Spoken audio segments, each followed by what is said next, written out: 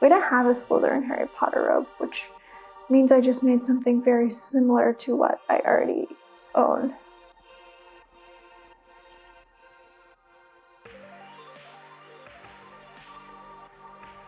Hi, it's Tilly, and today I'll be walking through how I created my Sylvie cape, or cloak, really. This is going to be the first in a mini-series of how I made or altered specific elements of her costume, as well as Loki's costume from the Disney Plus show, Loki. So subscribe if you're interested in seeing the costume come together. Let's get started.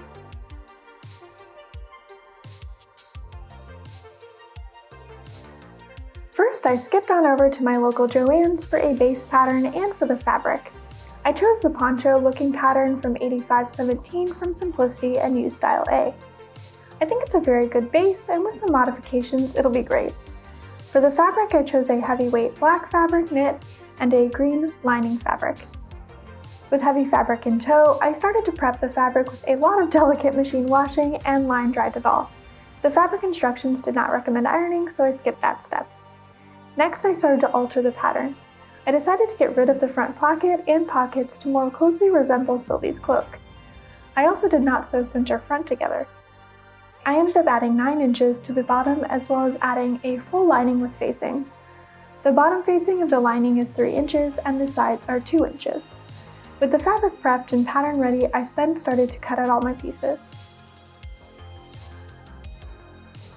I squared my fabric to the table before cutting out the outer layer pieces and the facing pieces from the black knit.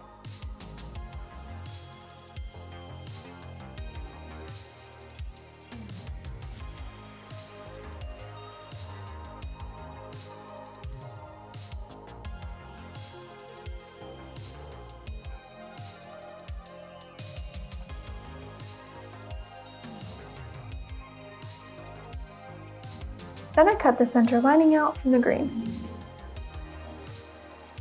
Usually I recommend transferring your pattern pieces to poster board or craft paper to avoid the demon of tissue paper ripping in the corners, but unfortunately I didn't have time.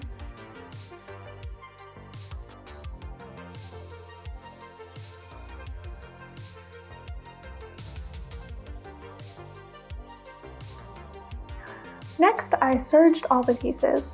It's not strictly necessary to serge with a full lining like we have here, but leaving the raw edges in fabric really just stresses me out.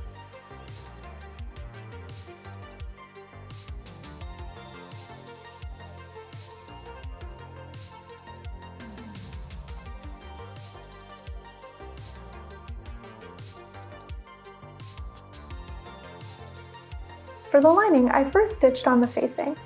The back had facing only on the bottom and sleeve side, while the front pieces had facing on the bottom, sleeve side, and front.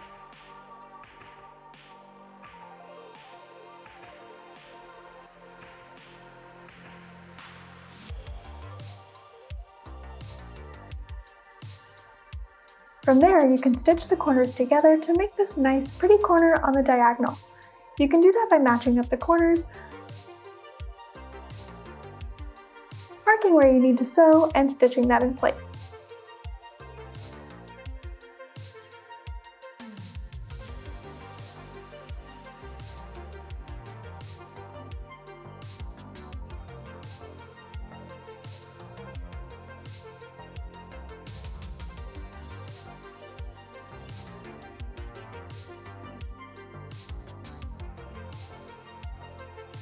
From there, pink the excess seam allowance off the corner to get rid of the bulk.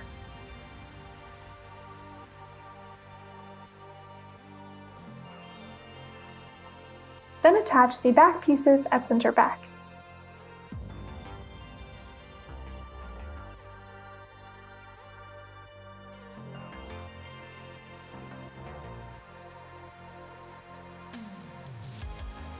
Next, stitch the back to both front pieces at the shoulder.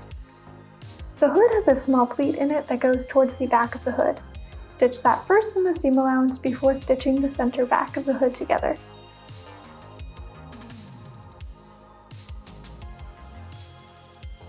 Next, clip into the seam allowance along the curve and iron.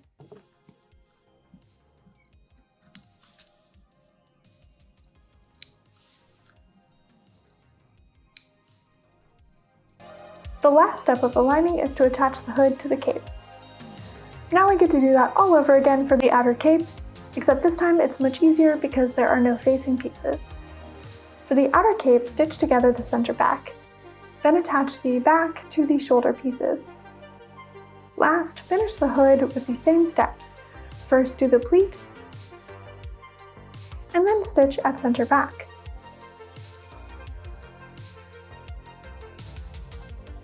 Clip into the seam allowance around the curve and iron carefully.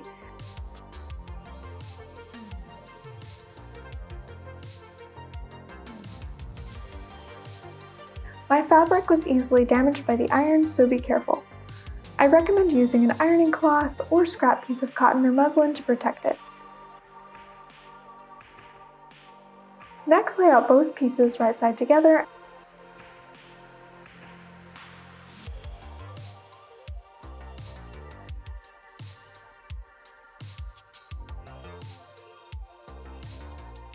And stitch along the side seams only. From there, hang the cape on a dress form or hanger. If you hang it on something as close to your actual shape, that would be preferable. This allows for the garment to do any stretching that may impact the hem of the garment. The next step would be to true up the hem of the lining and the outer fabric, except I was silly and flat out forgot after letting it hang for 2 days. So I don't actually have any video of me doing it, but you'll want to make sure that the outer layer hasn't stretched more than the inner layer. If it has, spoiler alert like mine did, it will roll and look like this.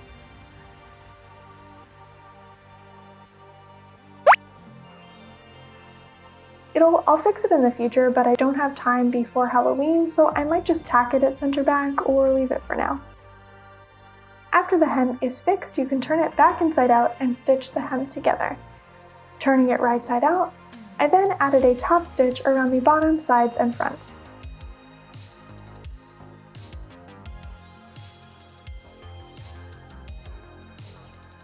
This can be a pain for the fingers, but I liked how it looked. Then I stitched the hood to the top of the center back for about 2 inches in the seam allowance to add additional support and connection to the lining. Finally, I hemmed the hood and top stitched it.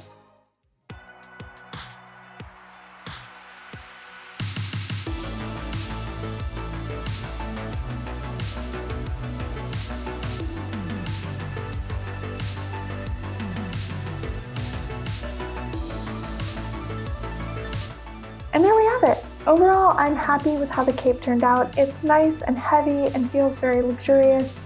It's definitely a proper cloak with some fun drape and weight to it. For lessons learned, definitely not skipping a step would help, but overall it's not too noticeable in the overall look.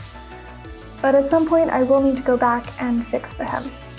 When I have a bit more time off camera, I will add some snaps to the sleeve near the wrist to make it accurate to Sylvie's actual cloak.